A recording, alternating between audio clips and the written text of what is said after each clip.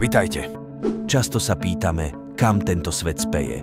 No ľudia boli vždy zvláštni a jedineční.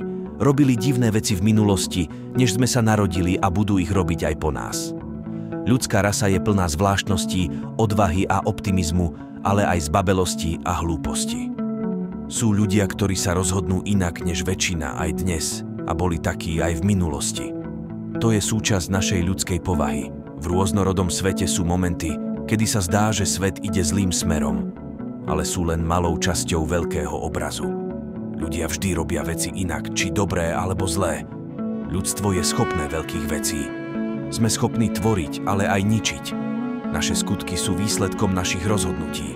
Je dôležité sa z každej situácie poučiť a snažiť sa zlepšiť.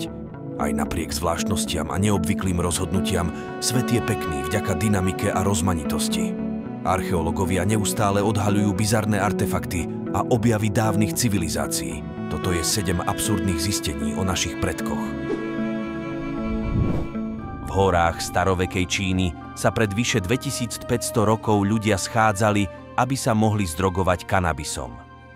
Archeológovia našli dôkazy na cintoríne Jirzankal, ktoré sa nachádza v Strednej Ázii v hore Pamír. Našli zvyšky marihuany, vzorky s vysokým obsahom THC, ktorá sa v nej nachádza. Pred Inkami žilo v dnešnom Peru niekoľko civilizácií.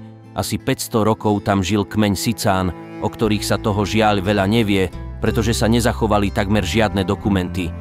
V 90. rokoch objavili archeológovia 1000 rokov starú hrobku. Okrem nej našli aj niekoľko bizarných predmetov, vrátane kostry namaľovanej na červeno, okolo ktorej boli 2 ženské a 2 detské telá. Na mužskej lebke visela zlatá maska, ktorá bola miestami takisto zafarbená na červeno. V kmeni Sicán dávali takéto masky vysoko postaveným ľuďom, takže sa predpokladá, že to musela byť významná osoba. Červená farba, ktorou bola maska natretá, bola zmes ľudskej krvi a vaječného bielka. Kedysi sa naši predkovia na zimu schúlili do jaskýň a prečkali zimu. Aspoň výskum z roku 2020 tak hovorí. Archeológovia objavili v španielských jaskyniach vyše 1600 ľudských pozostatkov, podľa ktorých sa snažili zistiť, ako ľudia kedysi žili.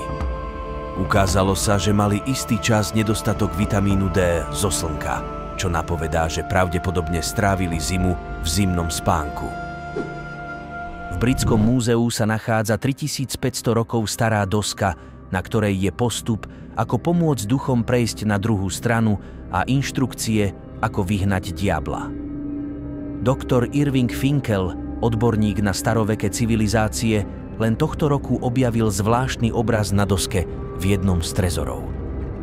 Hovorí, že zobrazuje mladého muža v spoločnosti ženského ducha z podsvetia. Na druhej strane sú inštrukcie, ako pomôcť dušiam odísť z tohto sveta a nájsť pokoj.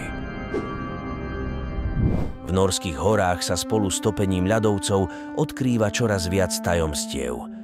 V roku 2014 objavili archeológovia 1300 rokov starú lyžu a o 7 rokov neskôr našli druhú.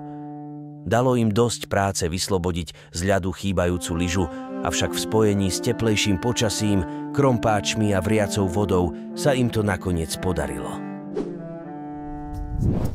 V roku 1968 našli fínsky archeológovia v 900-ročnom hrobe pozostatky človeka v ženských šatách a s mečom. V hrobe sa nachádzalo ešte niekoľko predmetov, ktoré svedčia o tom, že išlo o rešpektovanú osobu. Vedci sa však nedokázali zhodnúť v tom, o aké pohlavie išlo. Niektorí hovoria, že išlo o ženskú bojovníčku, iní zase, že v hrobe boli 2 osoby, muž a žena.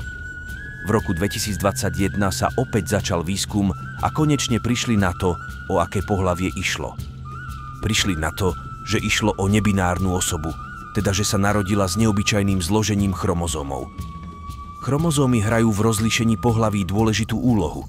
Dievčatá majú 2 chromozómy X, chlapci majú 1 X a 1 Y.